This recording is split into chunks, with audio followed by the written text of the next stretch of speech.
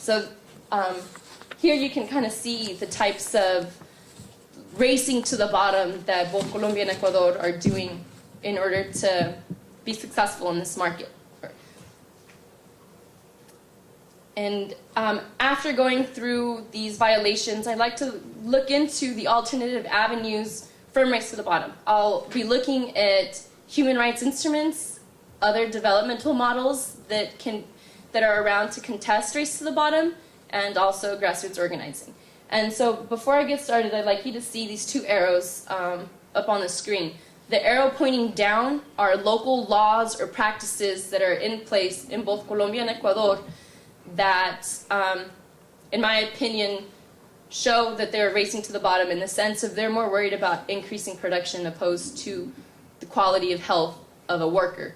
The arrow pointing up are international human rights instruments that are in place to help women contest this repression and help them fight for their rights as not only a woman but as a worker in both of these countries.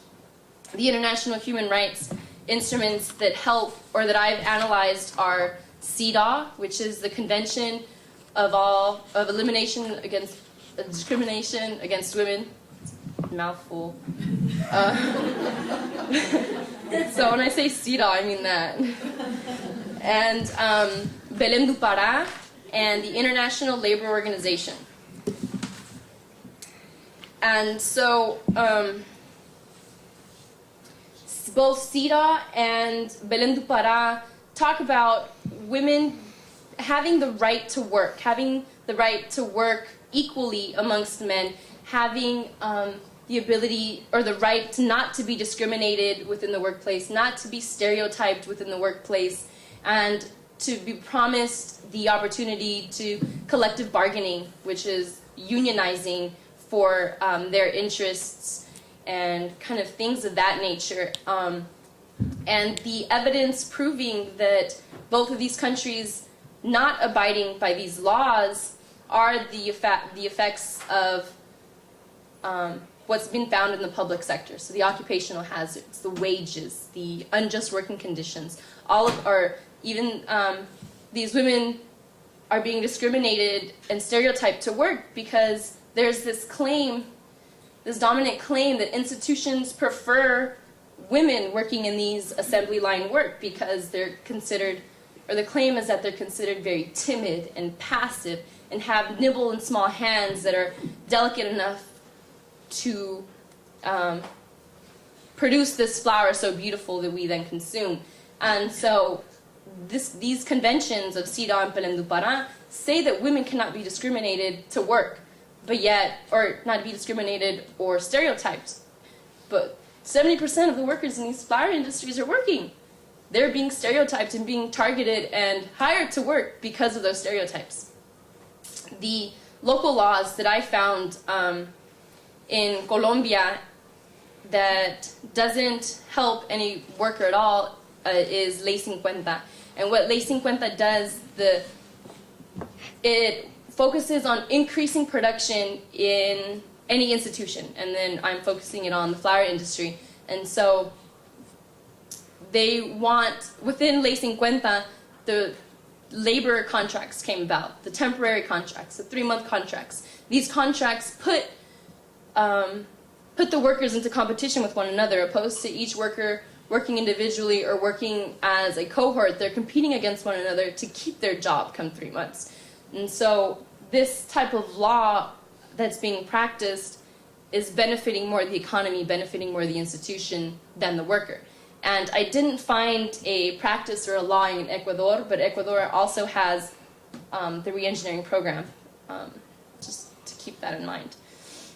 And so other developmental models. I wanted to focus on what other developmental models are in place that are attempting to end feminicide and end this repression against women. And I found Flor Verde in Colombia and Flor Ecuador in Ecuador. And what both of these models do is they advertise internationally to international consumers saying that we're growing our flowers organically. These workers are only working 8 hours a week. They have working, we're using their human rights, their labor rights, so we're not violating any laws. And this is what these organizations are kind of saying internationally, but what ends up happening is none of this is really true. Although these companies are lowering the amount of pesticides used in the flower industries, there are still evidence of workers being sent to the hospital because of effects of the pesticide. And in 2005, in one of the flower plantations close to Bogota, there was an incident where 300 flower workers were sent to the hospital because of these exact same pesticides that Flor Verde promised weren't being used. And the flower label program is this program that was established in Germany. And this program, again, offers or publicizes the exact same things of lowering the amount of pesticides, of using just working conditions. And although all three of these programs are promising, really good promises, the change that's happening is very minimal. But what I see with these programs is that they're actually putting light on the exploitative and dehumanizations that are going on in these countries. And so I kind of see this as a progress. Just because the working conditions can't be fixed overnight, now there's light shed on it. So when you purchase a rose at any grocery store and you see this Flor Verde seal, it's something's gonna, I hope, pop into your head that this seal is promising all these positive aspects for women. Although it happens or not, that is in your mind, or that's kind of bringing up questions to the consumers. And quickly to touch on grassroots organizing, there are a lot of nonprofits, both nationally and internationally, that are helping to end the repression on feminicide. And these nonprofits are providing workshops in which they try to empower women. They try to teach women about their human rights. They try to help them within the flower industry by providing daycare centers, either in the factory if it's feasible or in the community. So the women in the community that are working in the flower industry are working together to help one another to end the repression. And some of the international nonprofits that are working in these campaigns are the U.S. Labor Equality in the Americas, International Labor Organization, some other ones that I can't find on my paper. But there's a lot, and they're really helping in ending feminicide and just even equality for both men and women in the workforce.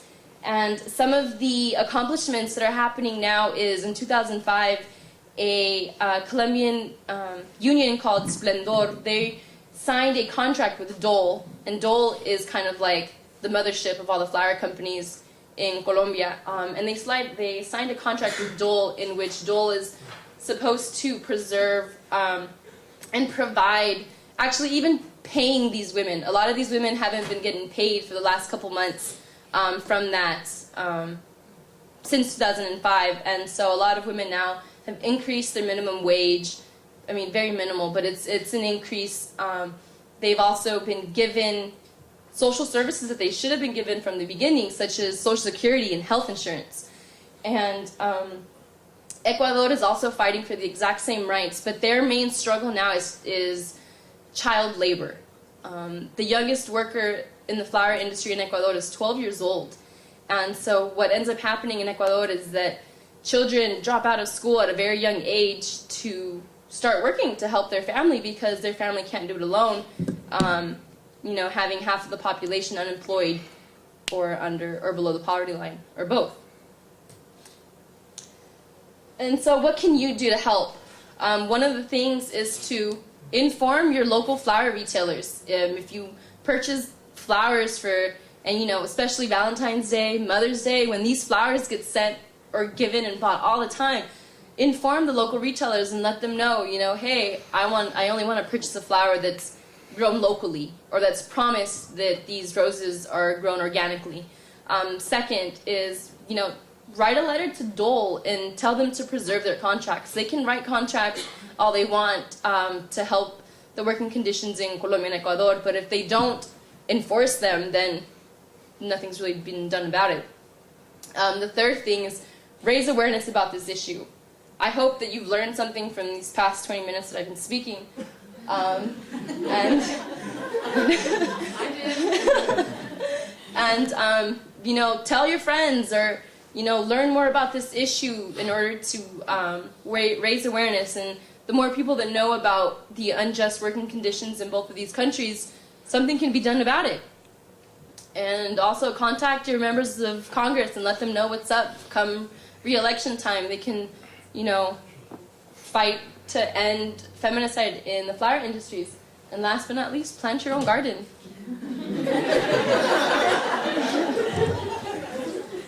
So I'd like to thank everybody for coming. I'd like to thank Professor Fregoso.